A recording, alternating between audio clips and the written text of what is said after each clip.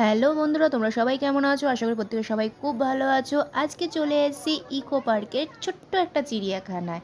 Eco পার্কের একটা চিড়িয়াখানাটা নতুন করেছে। ইকো পার্কটা হচ্ছে তোমরা যেদিক দিয়ে যাবে মানে ডান দিকে, আর চিড়িয়াখানাটা হচ্ছে বাঁ দিকে। ইকো পার্কের ঠিক পিছন দিকে। এটা ইকো পার্কের মধ্যেই পড়ছে, কিন্তু এটা একটু আলাদাভাবে করেছে। আর এখানে ৫০ টাকা টিকিট কেটে কিন্তু প্রবেশ করতে হবে। ৫ বছরের নিচে বাচ্চাদের ২০ টাকা টিকিট, আর ৫ বছরের উপরে হয়ে গেলেই ৫০, বড়দেরও ৫০, বাচ্চাদেরও ৫০। তা চলো এবার চিড়িয়াখানাটা পুরো ঘুরে তোমাদের দেখাই। এই যে চিড়িয়াখানাটা এখানে, এই যে আমরা এবার ভিতরে চলে গেছি, আর চারিদিকেই হচ্ছে দেখো কত ফুল গাছ। আগে ফুল গাছের মধ্যে দিয়ে যাচ্ছি, যেতে যেতেই এবার পাখির সন্ধান পেয়ে গেলাম। এবার চিড়িয়াখানাটা পুরো তোমাদেরকে ঘুরে দেখাচ্ছি, কত পাখি আছে, কতগুলো পশু আছে, তোমরা সমস্ত কিছুই দেখবে চিড়িয়াখানাটার মধ্যে। আর হ্যাঁ, এই চিড়িয়াখানাটা কিন্তু বাঘ সিংহ তোমরা পাবে না, বাঘ সিংহ এখনো আসেনি। ছোট একটা চিড়িয়াখানা, বাঘ সিংহ মনে হয় এরপরে আনবে, সেই জায়গাটা করে রেখে দিয়েছে ওরা বাঘ সিংহের জন্য। আস্তে আস্তে সব আরো অনেক পশু টশু আরো অনেক কিছু আসবে।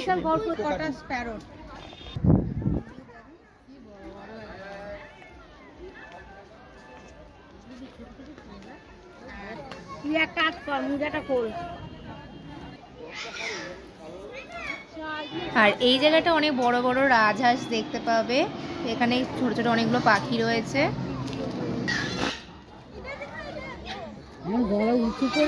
ওই দেখো দূর থেকে রাজহাঁসগুলো পুরো আমার দিকেই পুরো এগিয়ে আসছে, দেখো হাঁটতে হাঁটতে কি দারুণ লাগছে। এই যে রাজহাঁসটা ঘর, এই যে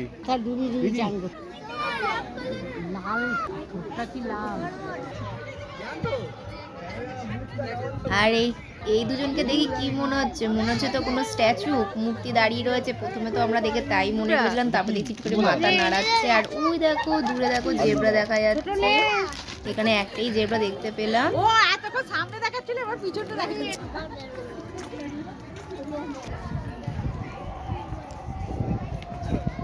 আর এই জায়গাটা আমার খুব দারুণ লেগেছে, ফুলের এই জায়গাটা।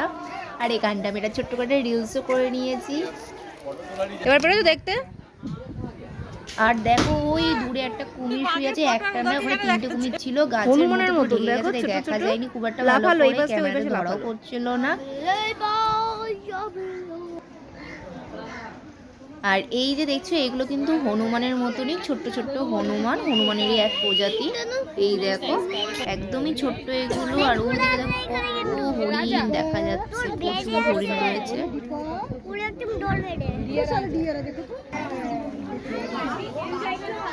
এইখানে এইখানে এইখানে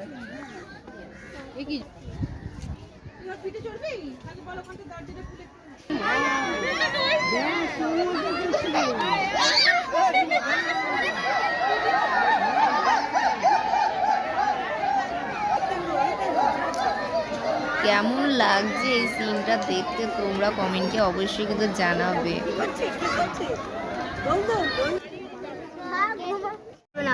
এরপর অনেকক্ষণ ঘোরাটোরা হয়ে গেল, ঘোরাটোরা খুব ক্ষুধা পেয়ে গেছে, তাই বাইরে থেকে রান্না করে নিয়েছিলাম চিকেন কষা আর সাদা ভাত। তাই খেতে বসে গেছি, আর পারছি না, পাওয়া ব্যথা হয়ে গেছে, খিদাও পেয়ে গেছে। তখন দুপুর, তখন 2:30টা বাজে।